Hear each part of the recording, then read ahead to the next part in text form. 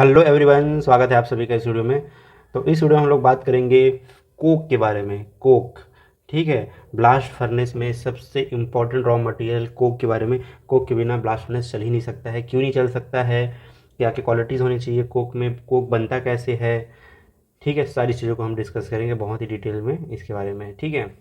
तो ये जो देख रहे हो ना, एक कोक है। कोक को आप ध्यान से देख लो। जब मैं कोक के बारे में एक्सप्लेन करूँगा तो इस फोटो को आपको ध्यान होना चाहिए। इसमें देख के आपको लग रहा हो कि इसमें बहुत ज़्यादा पोरोसिटी है। इसको सरफेस को देखो, बहुत ज़्यादा पोरोसिटी है, छोटे छोटे छेद हैं जिससे आसानी से गैसेस अंदर जा सकती है, ठीक है। देख के ये भी लग रहा होगा कि हल्का होगा ये, ठीक है। हाँ, ये हल्का भी होता है वेट में, ठीक है। हल्का होता है, लेकिन ऐसा मत समझना कि इसका स्ट्रेंथ कम होता है। इसका स्ट्रेंथ ज़्यादा होता है ना। हल्का होता है, बहुत ज़्यादा पोरस नेचर का होता है, ठीक है। स्ट्रेंथ अच्छा होता है इसका, कोक का। चलिए, अब सबसे पहले जान लेते हैं, इंट्रोडक्शन देख लेते हैं। अब सबसे पहले जो मेन क्वेश्चन जो आता है ना, वो होता है कि coal can not be directly charge in the blast furnace, why. हम कोल को, कोक नहीं बोल रहा, कोल को, कोयले को डायरेक्टली हम ब्लास्ट फर्नेस में चार्ज क्यों नहीं कर सकते। सबसे इंपॉर्टेंट क्वेश्चन है, कहीं भी इंटरव्यू में आपसे पूछा जा सकता है, रिटन एग्जाम में पूछा जा सकता है, ठीक है। तो उसके बहुत सारे रीज़न हैं। पहला रीज़न है, इट हैज़ डेंस स्ट्रक्चर। जो कोयला जो होता है ना, कोल, उसका एकदम डेंस स्ट्रक्चर होता है, पत्थर जैसा होता है। आप लोग देखे होंगे कोयला। कोयला मतलब चारकोल नहीं बोल रहा हूँ, जो लकड़ी को जला के मिलता है वो चारकोल होता है, उसको नहीं। जो माइन से निकलता है, जो कोयला, जो कोल है, एकदम डेंस स्ट्रक्चर होता है, पत्थर जैसा। पोरोसिटी बहुत कम होती है, ठीक है। अब पोरोसिटी कम होती है, डेंसिटी ज़्यादा होती है, तो जलने में बहुत समय लेता है। बर्निंग आसानी से बर्न नहीं होता है, ठीक है। लेकिन हमको ब्लास्ट फर्नेस में क्या चाहिए, बर्निंग फास्ट हो। जैसे ही जो कोल है वो जैसे ट्यूअर के पास जाए, ट्यूअर में तुरंत उसमें क्या होना चाहिए, बर्निंग होना चाहिए, फास्ट बर्निंग होना चाहिए, ताकि इंटेंस हीट हमको मिल सके ट्यूअर लेवल पे, है ना। तो कोल में वो पॉसिबल नहीं, क्योंकि कोल जलने में समय लेता है, ठीक है। ये पहला प्रॉब्लम होगा कोल के साथ। दूसरा, it is very fragile. Fragile मतलब क्या होता है, टूट जाता है। जैसे कांच का ग्लास होता है ना, कांच का ग्लास क्या होता है, थोड़ा सा ऊपर से हाइट से गिरता है, पूरा चूरा चूरा हो जाता है, वो फ्रेजाइल है। वैसे जो कोयला होता है ना, वो फ्रेजाइल नेचर का होता है, ठीक है। अब देखो, जो कोक है उसका मेन फंक्शन क्या होता है, कोक का फंक्शन अभी पढ़ाऊंगा। कोक का मेन फंक्शन क्या होता है ना, कि जो बर्डन है, पूरा जो ब्लास्ट फर्नेस का जो हेवी बर्डन है उसको संभाल करके रखता है, ठीक है। एक फैक्ट इंपॉर्टेंट बता रहा हूँ मैं। इस रीजन पे, इसको हम लोग को, ये वाला रीजन, इसको हम बोश रीजन बोलते हैं, ट्वेयर के आसपास बोश रीजन। तो बोश रीजन में ना केवल कोक ही ऐसा रॉ मटेरियल होता है जो कि सॉलिड फॉर्म में होता है। बोस रीजन में कोक ही ऐसा मटेरियल होता है जो सॉलिड फॉर्म में होता है। कोक यहाँ बोस तक पहुँचते पहुँचते जितना भी रॉ मटेरियल आपने चार्ज किया वो सब फ्यूज हो चुका होता है। फ्यूज होके मतलब स्लैग बना चुका होता है, या आयरन मेल्ट होके पिग आयरन बन चुका होता है, ठीक है, यहाँ तक। तो यहाँ पे कोक ही है जो रॉ मटेरियल, जो सॉलिड फॉर्म में है।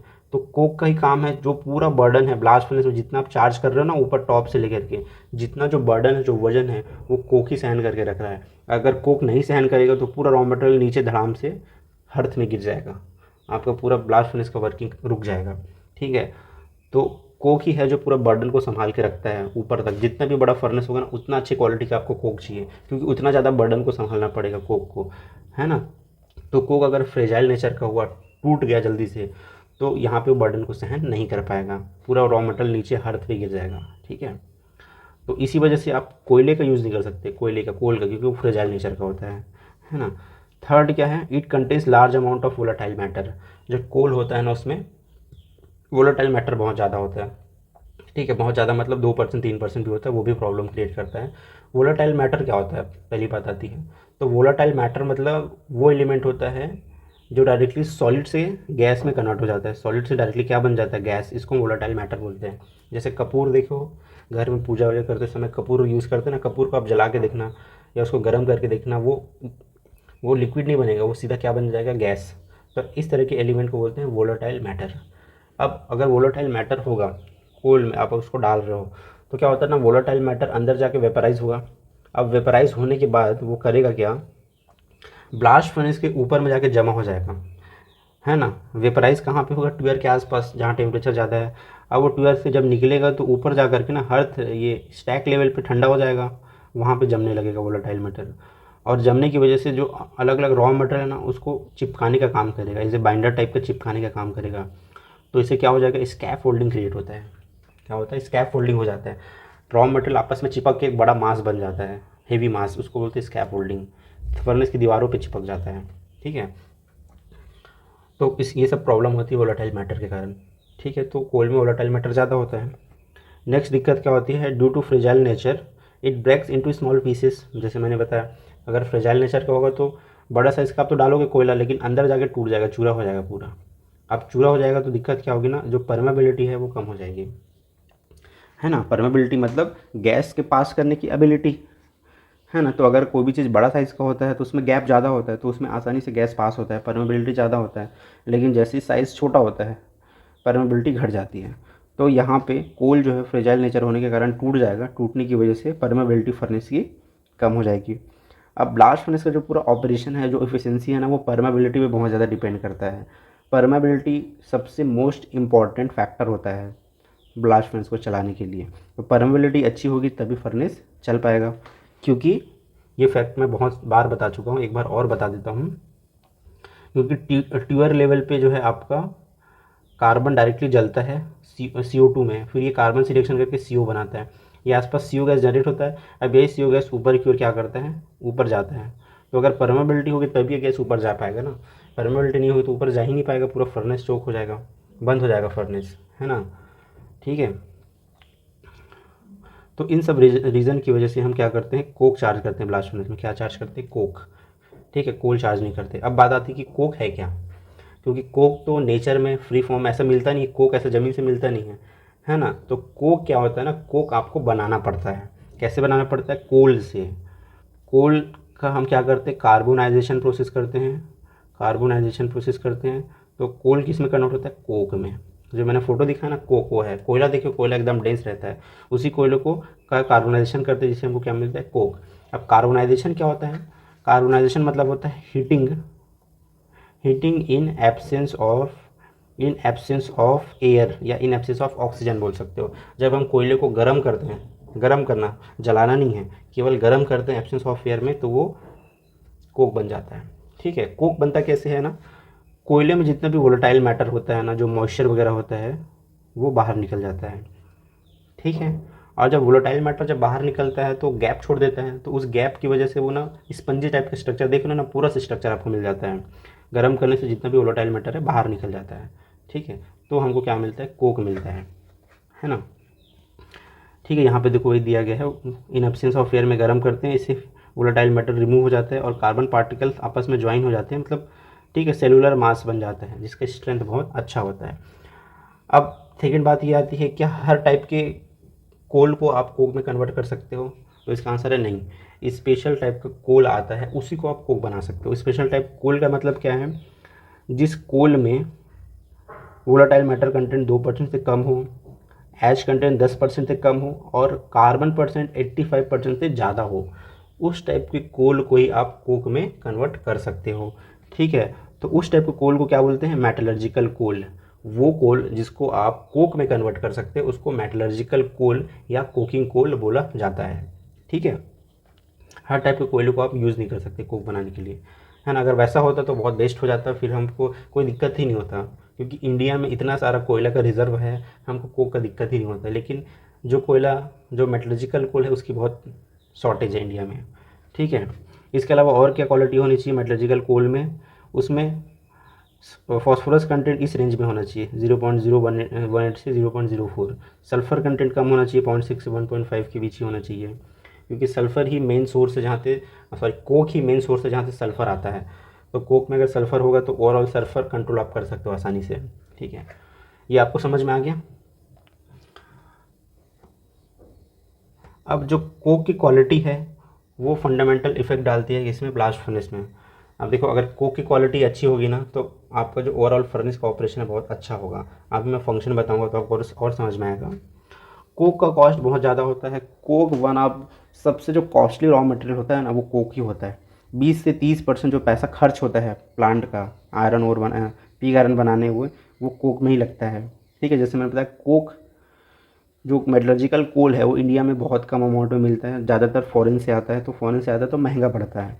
ठीक है, तो कोक कंजप्शन को आप कम करते हो ना, तो आप प्लांट का लाखों रुपए, करोड़ों रुपए बचा सकते हो। ठीक है, कोक रेट कितना होता है, 1 टन पिग आयरन के लिए जितना कोक लगता है उसको कोक रेट बोलते हैं। तो जनरली जो कोक रेट होता है वो 400 से 500 kg के आसपास होता है।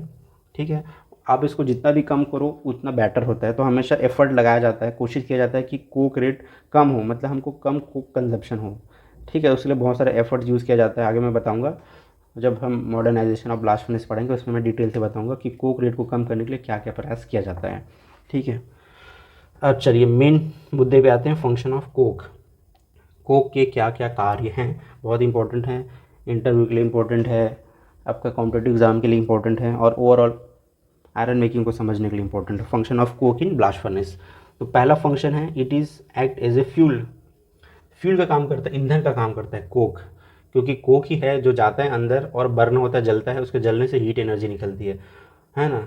वही हीट एनर्जी यूटिलाइज होता है ब्लास्ट फर्नेस में, है ना। अब कहाँ कहाँ पे हीट कंजप्शन होता है, तो जितने भी रिडक्शन रिएक्शन होते हैं ना, जो Fe2O3 का रिडक्शन है, आयरन ओर का reduction process always endothermic nature का होता है, और जो ऑक्सीडेशन होता है वो एक्सोथर्मिक नेचर होता है। तो रिडक्शन रिएक्शन के लिए आपको हीट की ज़रूरत पड़ती है, तो हीट कहाँ से आएगा, फ्यूल डालना पड़ेगा, तो हम कोक डालते हैं। इसके अलावा जो स्लैग और मेटल उसको भी मेल्टिंग कंडीशन में लेके जाना है ना, स्लैग लिक्विड कंडीशन में हम लिक्विड कंडीशन में मिलता है, मेटल भी लिक्विड कंडीशन में मिलता है, तो इन सब के लिए हीट रिक्वायरमेंट की ज़रूरत पड़ती है, जो कि हीट रिक्वायरमेंट कौन पूरा करता है, कोक।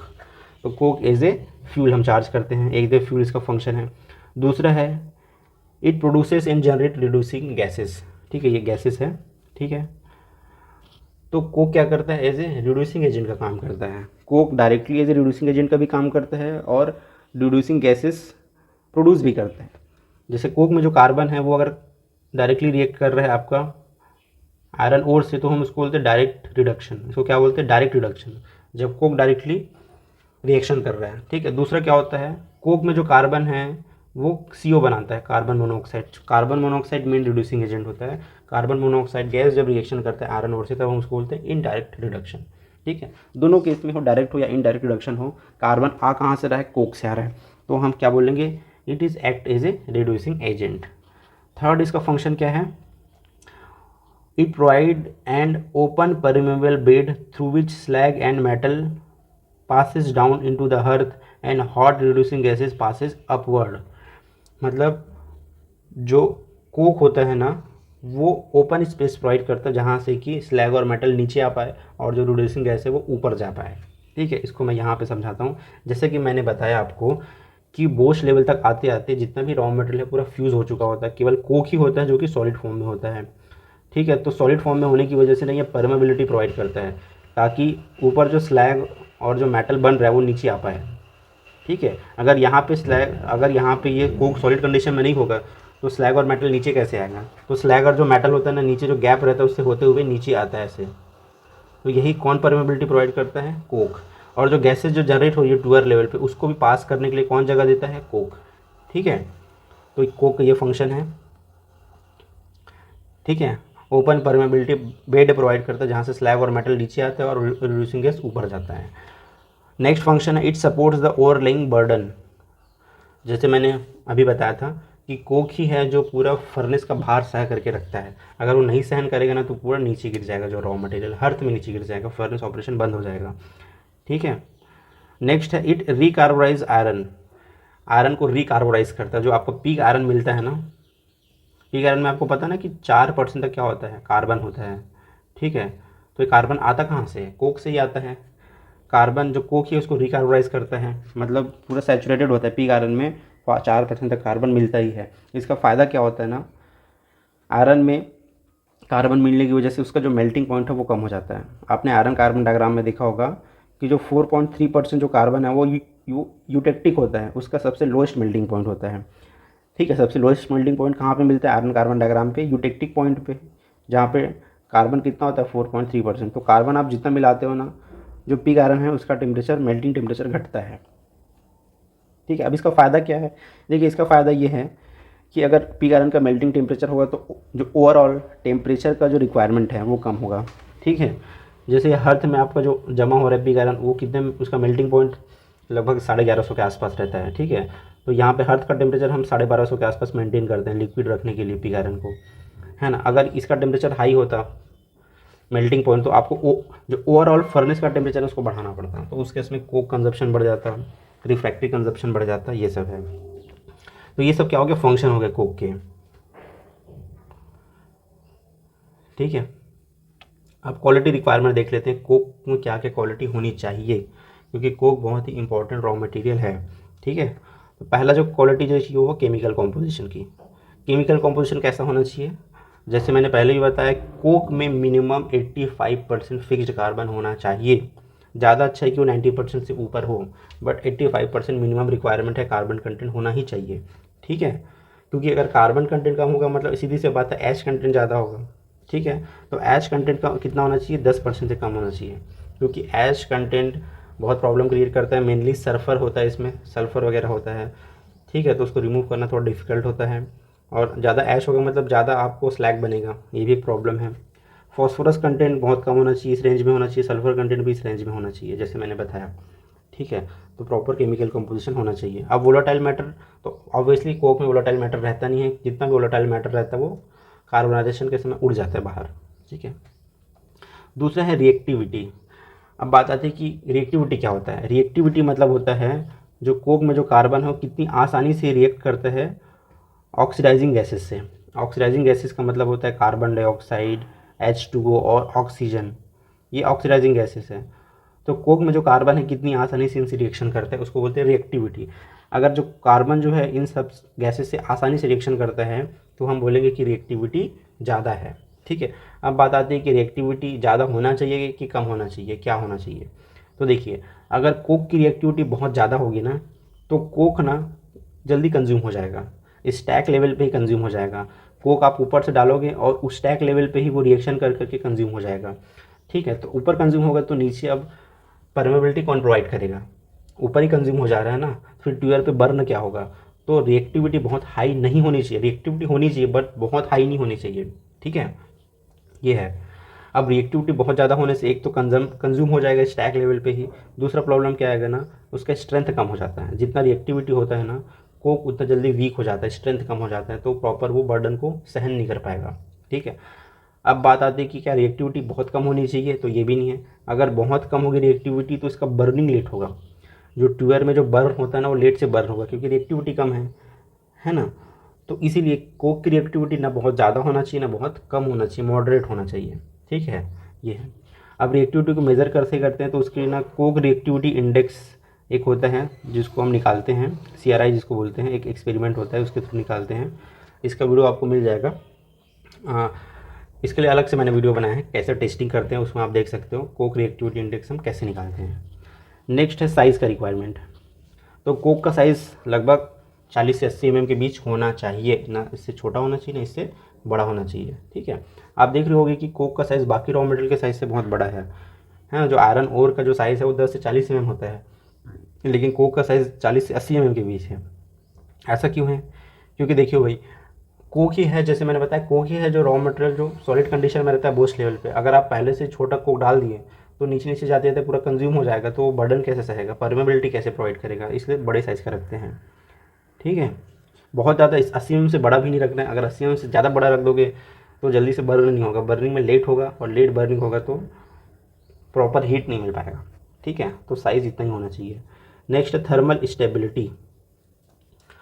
थर्मल स्टेबिलिटी का मतलब देखो क्या होता है। थर्मल स्टेबिलिटी मतलब होता है जब आप कोक को डालते हो फर्नेस में तो धीरे धीरे उसका टेम्परेचर बढ़ता है, जैसे जैसे कोक नीचे जाएगा टेम्परेचर बढ़ेगा, तो उस हाई टेम्परेचर में भी अपने स्ट्रेंथ को बना के रखना वो होता है थर्मल स्टेबिलिटी।